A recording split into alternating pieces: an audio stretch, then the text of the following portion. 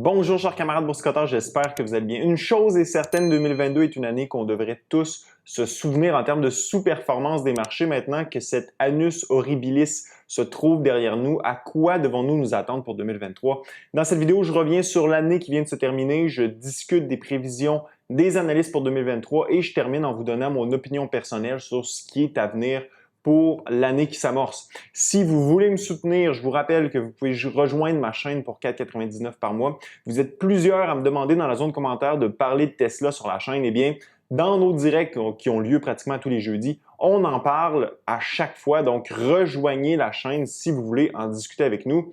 2022 est clairement une année à oublier. Pratiquement tout le monde a vu son portefeuille d'investissement fondre comme neige au soleil. Si vous pensez que vous êtes tout seul dans cette situation, détrompez-vous, la grande majorité des gens ont été dans le négatif en 2022. Les prix de pratiquement tous les actifs boursiers ont piqué du nez. Le Dow a baissé de 9 %, le S&P de 19 %, le Nasdaq de 33 %, la bourse européenne de 13 %, la bourse anglaise a fait du surplace, la bourse chinoise a plongé de 15 %, la bourse japonaise a baissé de 9 %, l'or s'est maintenu tout juste à la surface, le pétrole a gagné 6 % et Bitcoin s'est effondré de 65 %. À moins que vous aviez concentré la grande partie de votre portefeuille dans des titres énergétiques, vous avez aussi souffert en 2022. La performance des marchés en 2022 contraste aussi grandement avec celle de 2021 et 2020. Un grand merci à la Fed qui a resserré sa politique monétaire à vitesse grand V durant l'année. Pour que vous compreniez bien l'ampleur du désastre boursier de 2022, l'année dernière, avec une baisse de 19,45 %, a été la 7e pire en 96 ans pour le S&P 500.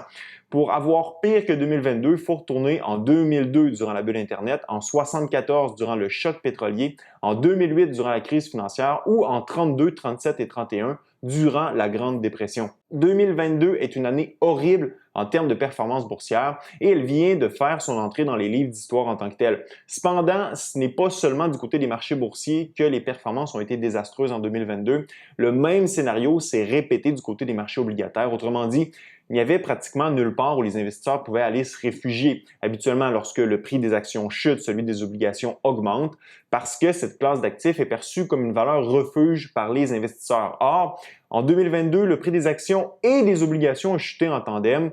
Les obligations ont été mises sous pression en raison de l'inflation élevée et du resserrement agressif de la politique monétaire opérée par la Réserve fédérale américaine. 2022 est la pire année de l'histoire des États-Unis en ce qui a trait à la performance des obligations.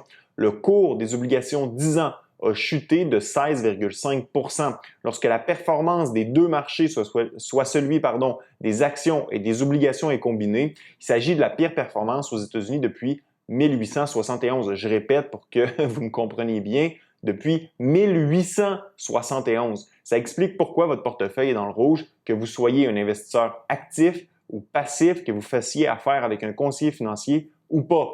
Le portefeuille d'investissement modèle composé de 60 % d'actions et de 40 % d'obligations vient de connaître sa pire année depuis 1937 et la troisième plus pire de l'histoire après 31 et 1937 avec une performance de moins 17,5 %. Maintenant que l'on sait toute l'ampleur de la chute des marchés boursiers et obligataires en 2022, la question qu'on se pose tous, que nous réserve 2023? Le bear market amorcé en 2022 est sur une bonne lancée. Va-t-il se poursuivre à la manière de celui des années 73, 2000 ou 2008 ou stopper net comme en 61, 66 ou 80? Présentement, le S&P 500 s'accroche autour de 3800 points. Lorsqu'on jette un coup d'œil aux différentes prévisions des analystes, les plus optimistes avancent un retour au sommet à 4750 points, ce qui équivaudrait à un bond de 25 % des cours boursiers. Pour ce qui est des plus pessimistes, ceux-ci avancent une chute à 3400 points, soit une baisse supplémentaire de 11 %. Pour ce qui est de la cible moyenne pour 2023, celle-ci se situe à 4080 points, ce qui signale un gain de 7 % des cours boursiers au cours de l'année qui s'amorce. On aurait en 2023 un retour à une croissance des prix en lien avec la tendance historique. Maintenant, qu'est-ce que j'anticipe pour 2023? Alors là, faites attention parce que ma boule de cristal pourrait très bien s'avérer mal calibrée, comme ce fut le cas en 2022. D'ailleurs, je vous invite à aller revisionner la vidéo pour mes prévisions de 2022 qui se sont avérées peut-être à 40 ou 50 % complètement erronées. Je crois que cette année pourrait se passer en deux temps. D'abord, l'attente. La Fed va rester agressive tant et aussi longtemps qu'il est soutenable de le faire en vue d'abattre l'inflation.